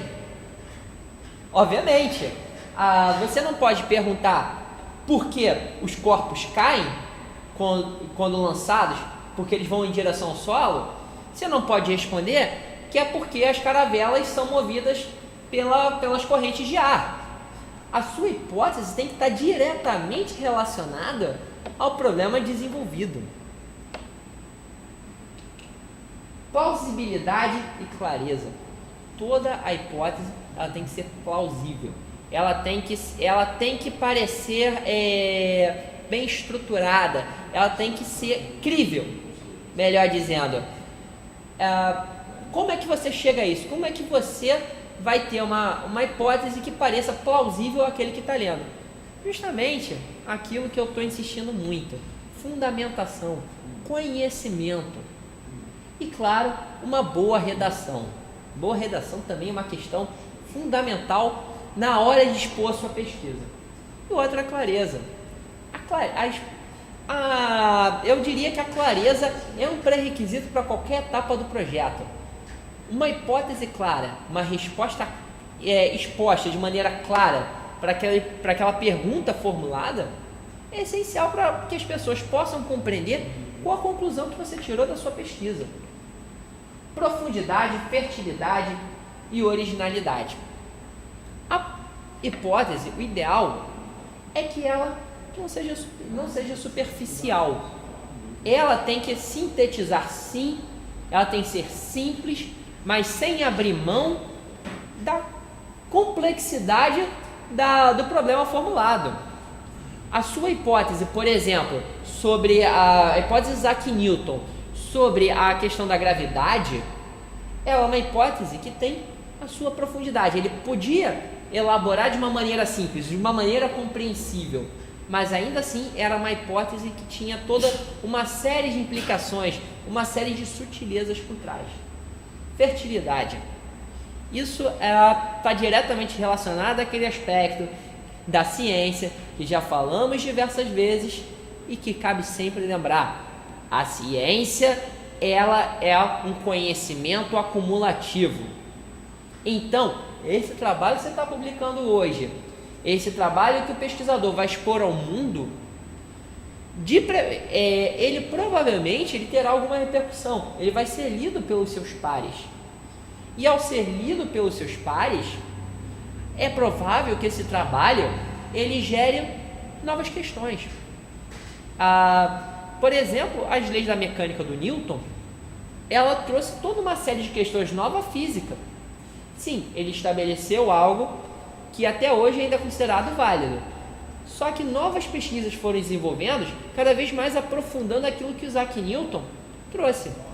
Então, as hipóteses elas têm que ter essa fertilidade. Elas vão dar margem sempre a novos estudos, vão sempre estar embasando, ajudando um pesquisador no futuro, daqui a 1, 2, 10 anos, a desenvolver a sua própria pesquisa. E a originalidade.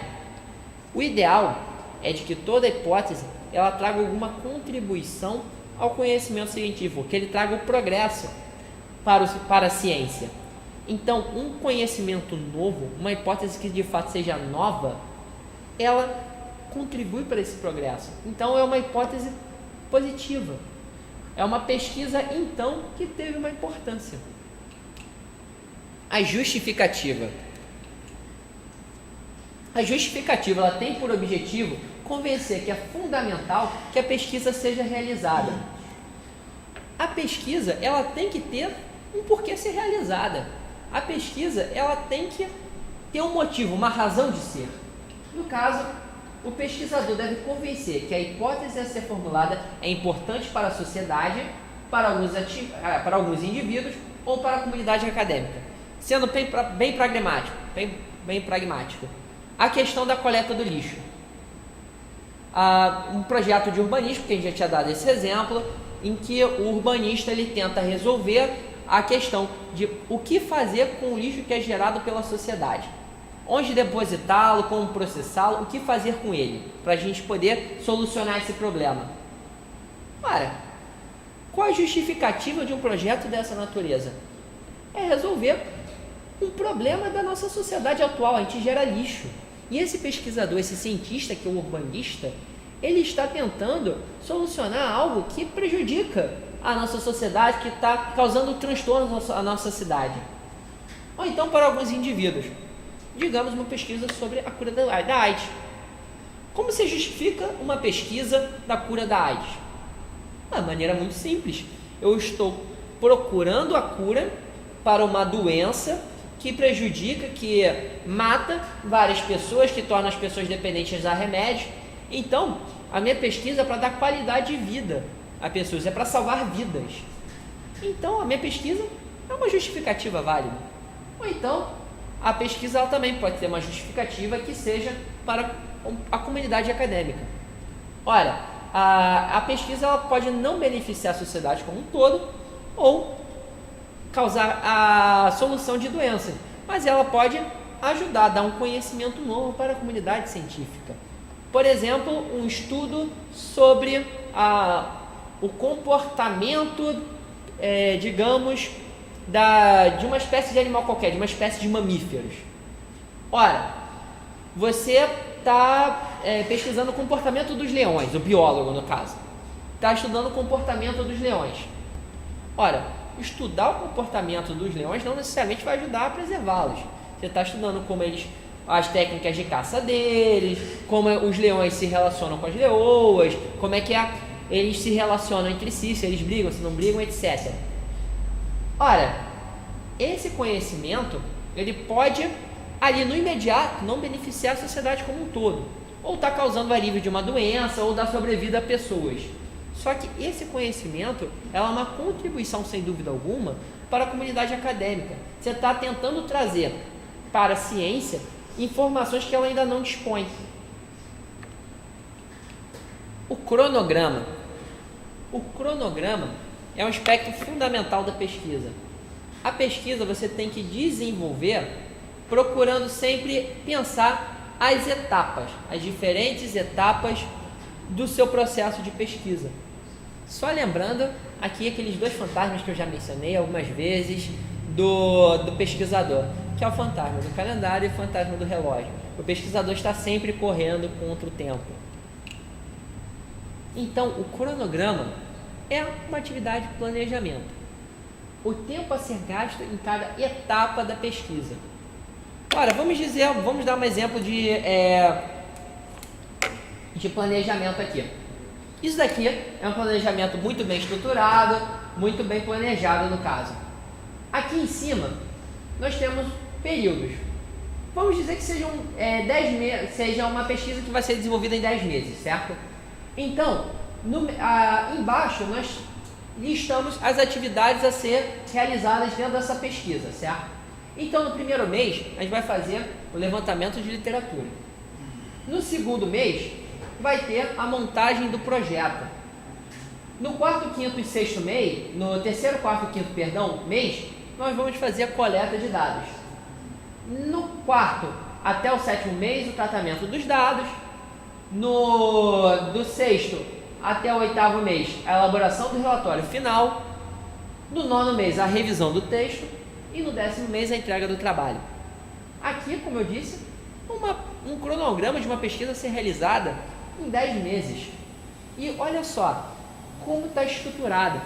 Cada etapa desse projeto, ela tem uma previsão mais ou menos de quando começa e de quando termina. Eu sei que em um mês, pelo menos eu estou me propondo em um mês fazer levantamento de literatura. E eu estou me propondo em 3 meses fazer a elaboração do relatório final. Então, o cronograma tem justamente essa finalidade.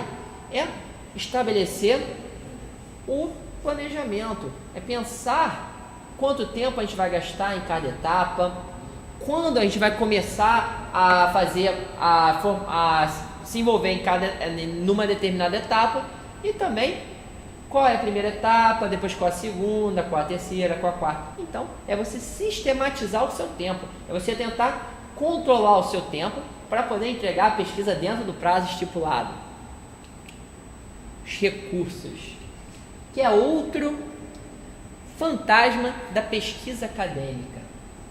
Lembrando, o pesquisador ele precisa, infelizmente, de dinheiro para poder formular sua pesquisa. O dinheiro pode vir de uma bolsa, pode vir de algum tipo de edital, recurso financeiro dado pelo governo ou por uma instituição privada de pesquisa.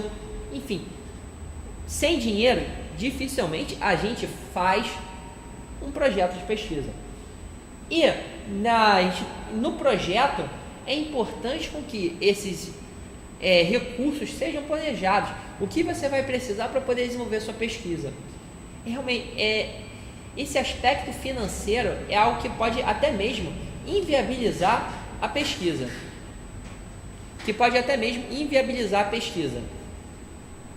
Nesses recursos tem que ser considerados, por exemplo, o material permanente. O que é o material permanente? O material permanente é aquele que você vai utilizar sempre na sua pesquisa. Esse material permanente é, por exemplo, os tubos de ensaio. Você sempre vai ter que utilizar tubos de ensaio na sua pesquisa. Você também vai precisar de material permanente, por exemplo, além dos tubos de ensaio, o microscópio. Você vai precisar de computador. Tudo aquilo que você vai ter que utilizar por uma longa duração é material permanente. Você sempre vai precisar de computadores, de material para desenvolver experimentos, testes, etc. E também material de consumo. O material de consumo é aquele tipo de material utilizado numa pesquisa que você utiliza uma vez e depois é descartado. Por exemplo, seringas. As seringas, elas só podem ser utilizadas para um paciente, até por uma questão de controle de doenças, para evitar determinadas contaminações. Então, se você tiver que utilizar seringas no seu experimento, é um material que vai ser só utilizado uma vez e depois jogado fora. Luvas descartáveis, para você poder mexer com determinadas substâncias químicas. No caso de um químico, por exemplo, os reagentes, os compostos químicos, eles muitas vezes só podem ser utilizados uma vez, porque quando misturados, eles já se perdem. Então, o material de consumo é todo aquele tipo de material que é temporário, é aquilo que não vai seguir com o pesquisador ao longo da sua investigação. E pessoal, muitas vezes é necessário na pesquisa recorrer a outras pessoas. Eu já havia mencionado isso anteriormente.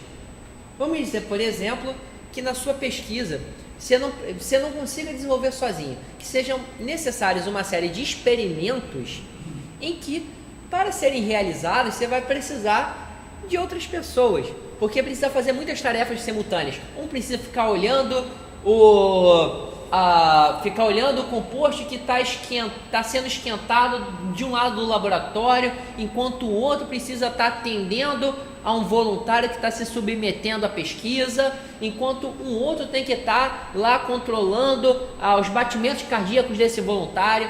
Então, quer dizer, muitas vezes um projeto de pesquisa ele vai ser necessário contratações, e contratação evidentemente requer dinheiro. Então, esse planejamento de recursos, mesmo que não seja pedido pela instituição na hora de você apresentar o seu projeto, ele é importante. Eu realmente recomendo que seja feito, porque afinal é o dinheiro que é um dinheiro muitas vezes que é do próprio pesquisador, que sai do próprio bolso do pesquisador, que está sendo empregado ali. Você planejar, estabelecer um orçamento, fazer análise de custos, fazer uma previsão de quanto vai gastar em quanto item e levando em consideração quanto dinheiro você tem, é valorizar aquilo que você está disposto a empregar, é realmente dar valor ao dinheiro que você tem. Bem, pessoal, por hoje é só. Se vocês repararam, ficou faltando o tópico de metodologia, que é um tópico importante do projeto. Esse é um tópico muito extenso e por isso eu decidi deixar para o começo da próxima aula. Então, no dia 25 a gente vai ver só mais esse elemento relacionado ao projeto de pesquisa, que é importante. A gente vai ver, vai esmiuçar com bastante calma, e também vamos começar a abordar sobre aspectos técnicos da redação de trabalho científico, ou seja, a gente vai discutir a terrível ABNT, que é o pesadelo de todos os pesquisadores ao longo da sua carreira. Quem tiver dúvidas, pode aproveitar esse momento, enviar pelo chat. Depois também eu irei marcar um dia com vocês, eu irei entrar na plataforma, marcar um dia com vocês para poder responder dúvidas de maneira mais dinâmica. Então, provavelmente semana que vem. Mas dúvidas podem ser feitas agora, propostas agora, ou depois que eu entro no sistema, ou marco um dia com vocês para podermos dialogarmos sobre os assuntos trabalhados nessa aula.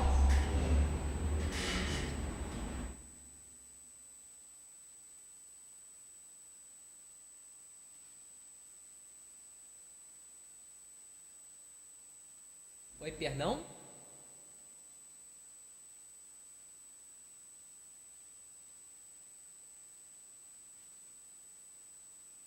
Comissão de ética e apresentação de pesquisa. Sim, a gente vai trabalhar com a questão dos diferentes tipos de trabalhos científicos, o que é um artigo, o que é uma resenha, que é da atividade do cientista. Todo cientista, ele faz uma pesquisa para poder apresentar ao mundo. Então, eu acho que nessa disciplina é essencial que a gente apresente essa questão de como apresentar o seu trabalho, de apresentar a sua pesquisa para outros cientistas. E a questão da comissão de ética, eu pretendo sim dar uma trabalhada, pegar também algumas questões de legislação, dar pelo menos uma pincelada. Infelizmente, o conteúdo possível de ser trabalhado na metodologia científica é muito extenso e o nosso tempo não vai dar para pormenorizar tudo. Algumas questões vão ser trabalhadas, infelizmente, de uma maneira mais superficial.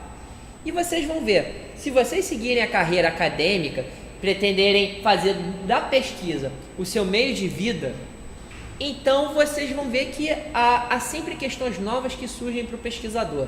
Vocês sempre vão precisar estar repensando a sua atividade, vão surgir sempre novos questionamentos sobre o próprio exercício profissional do pesquisador. Então, a metodologia científica, o objetivo é dar os rudimentos, para justamente que depois, ao longo do desenvolvimento do trabalho de vocês, vocês possam aprofundar essas questões.